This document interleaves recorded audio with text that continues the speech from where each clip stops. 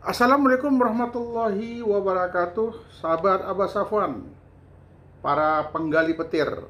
Salam petir, jeder, jeder, jeder. Alhamdulillah hari ini kita bertemu lagi ya. Hari ini sengaja membuat video karena banyak pertanyaan dari sahabat-sahabat petir semua. Pada peluncuran pertama berapa harganya? Ini pada bertanya-tanya semua ini.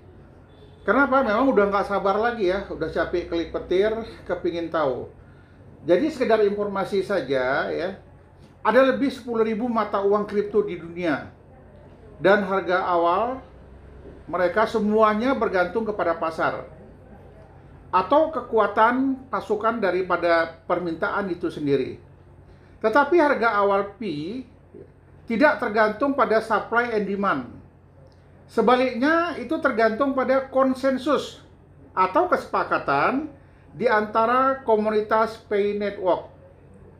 Inilah alasannya semua mata uang kripto kecuali Pi, peluncuran koin mereka dimulai terlebih dahulu sebelum mereka membangun komunitas. Jadi kalau Pay Network membangun komunitas dulu baru menentukan harga. Dalam kasus Pi, sebuah komunitas besar pertama kali dibangun sebelum koin Pi diluncurkan. Jika Anda mencetak miliaran koin tetapi tidak memiliki komunitas untuk membeli atau menggunakannya, koin kita tidak akan memiliki nilai. Jadi kita perlu membuat kehebohan dulu ya dalam bentuk iklan atau menarik orang-orang membeli koin kita. Bagian penting dari strategi kita adalah menawarkan koin kita dengan harga yang sangat murah. Ini disebut penawaran koin awal atau ICO. Semua mata uang kripto dimulai dengan ICO pada nilai hampir nol atau sangat rendah. Dan sementara permintaan bertambah, harga mereka bertambah sejak pasukan koin-koin ini sengaja dibuat terbatas. Dengan demikian, memang benar bahwa untuk semua mata uang kripto ini, pasarlah yang menentukan harga. Ya, jadi semuanya, segala sesuatunya ya tergantung kepada komunitas kita mau menentukan harga berapa. Namun ketika menyangkut Pi, kasusnya berbeda ya, karena ukuran dan demografi komunitasnya yang sudah dibangun sebelumnya. Ada lebih 30 juta anggota Pi Network yang saat ini diperkirakan akan segera berlipat ganda. Kenapa berlipat ganda? Karena orang-orang pendaftar baru, mereka sudah ingin memiliki koin-koin yang ada sama kita. Tetapi mereka baru mendaftar. Kalaupun mereka nanti baru mulai menggali, itu tak akan banyak koinnya. Lebih banyak nanti mereka membeli kepada kita. Kenapa? Ada orang kadang-kadang ini khusus untuk gengsi. Ada kadang-kadang ya orang-orang yang pelaku perdagangan ingin menjual barang-barangnya supaya bisa terjadi putaran itu, mereka menerima uang-uang daripada Pi Network ini. Komunitas-komunitas yang tergabung adalah ya para produsen, supplier, penjual, reseller, pemilik logistik, penyedia layanan yang profesional, freelancer terampil, dan pembeli atau konsumen. Mereka semua melihat koin Pi sebagai sumber kekayaan. Mereka semua menggunakan koin Pi untuk membeli barang-barang yang mereka impikan. Mereka sangat bersedia menawarkan layanan dan produk mereka atau sama lain dalam pertukaran koin Pi. Jadi yang bisa pertukaran koin Pi itu antara peer to peer ya, antara perorangan sesama komunitas. Karena kita masih bermain di dalam, masih tertutup, belum terbuka. Jadi yang bisa beli, yang bisa belanja sama kita adalah orang-orang yang sudah tergabung dalam Pi Network. Sebenarnya sudah ada ya perusahaan besar, mereka akan menerima Pi sebagai pembayaran. Seorang penjual yang ingin koin Pi-nya meningkat karena dia tahu bahwa nilainya akan segera meningkat. Jadi mereka rame-rame ingin membeli koin-koin kita. Makanya diingatkan kita jangan terlalu royal menghabiskan koin yang sudah ada pada kita. Simpan dalam dompet digital kita. Mereka selalu bersemangat untuk menerima koin sebagai pembayaran untuk produk atau layanannya. Tentu saja, dia juga menginginkan nilai awal yang lebih besar untuk koin Pi. Karena dia juga seorang pembeli atau konsumen. Seorang pembeli juga menginginkan harga awal yang lebih besar untuk Pi, sehingga ia dapat membeli barang-barang yang dia inginkan. Sudah pastilah ya, kalau macam-macam kita ini dengan stok koin kita yang cukup, kemudian kita sudah lama menggali, kita kepingin harganya tinggi. Nah, namun ya perlu diingatkan lagi, ada saatnya kapan koin Pi itu akan tinggi. Pada saat orang mencari barang tidak ada di lapangan. Kenapa? Sebagian besar teman-teman tidak mengobral koin-koinnya, tetapi berusaha menahan, menyimpan. Mereka hanya mengeluarkan sedikit saja. Oleh karena itu, ya, satu-satunya hal yang tersisa perlu mereka lakukan adalah menyetujui harga awal. Nah, ini sedap ini.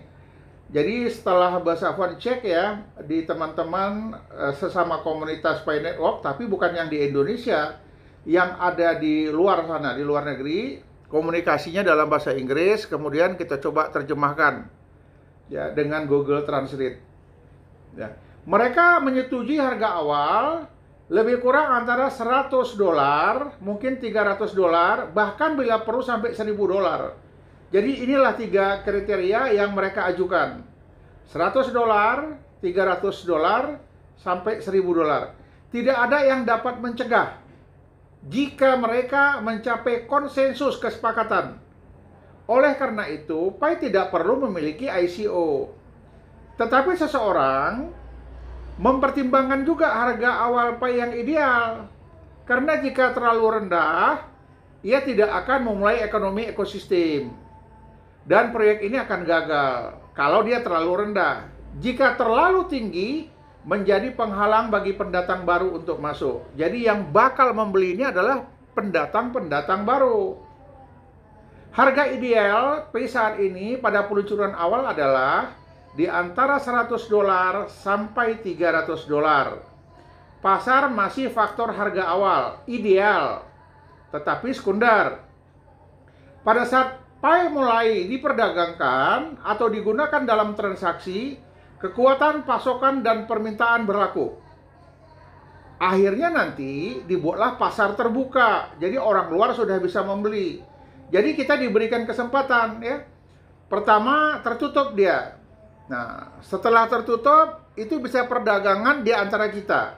Setelah mulai terbuka, yang kita khawatirkan adalah orang-orang konglomerat ya, pemilik modal besar. Ini kita khawatirkan bisa memborong koin-koin yang ada di pasaran. Jadi memang harus serba hati-hati. Segala sesuatunya harus dipertimbangkan. Jadi kita ikutin aja pergerakan teman-teman kita ya. Mereka sudah memberikan saran-saran semua kepada core team dari berbagai negara. Mereka sudah saran berapa harga yang ideal. Kalau core team memang menginginkan tidak di bawah 100 ya. Paling rendah itu paling tidak itu $100. Itu dari komunitas core team yang saya baca beberapa akunnya ya, yang selalu muncul itu di Twitter. Jadi besar harapan kita ikutin aja perkembangan ini. Pada saat nanti peluncuran ya, penjadwalan mulai berlakunya, harga Pi kita ditentukan pada hari H-nya nanti. Kapan hari H-nya? Kita tunggu daripada core team. Kenapa? Core team inilah menyiapkan segala sesuatunya. Mereka telah melakukan testnet, mereka telah melakukan penghapusan ya, membanet itu orang-orang yang dianggap curang ya, seperti menggunakan robot, menggunakan akun palsu, kemudian banyak akun-akun yang tidak bergerak lagi dalam waktu yang cukup lama, berarti kan akunnya mati. Maka dibersihkan sama core team supaya ke depan transaksinya bisa berjalan baik dan lancar ya. Kita bersyukur, kita harus bersabar ya. Kapan KYC kita serahkan saja sama core team. Karena banyak orang ribut, kapan KYC gitu. Kita biarkan aja ya sama core team biar mengurusnya. Yang penting saya ingatkan, jangan lupa mengklik petir, jangan lupa mengikuti perkembangan-perkembangan yang ada. Perkembangan terbaru yang bisa kita peroleh hanya melalui komunitas kita. Kemudian ya teman-teman yang lain, ikutilah video-video kawan-kawan kita, termasuk video saya, silahkan diikuti. Saya akan memberikan kabar-kabar terbaru bagi teman-teman Pi Network dimanapun berada. Harapan saya kita sehat-sehat semua dan kita bisa menikmati hasil kerja keras kita mengklik petir selama ini.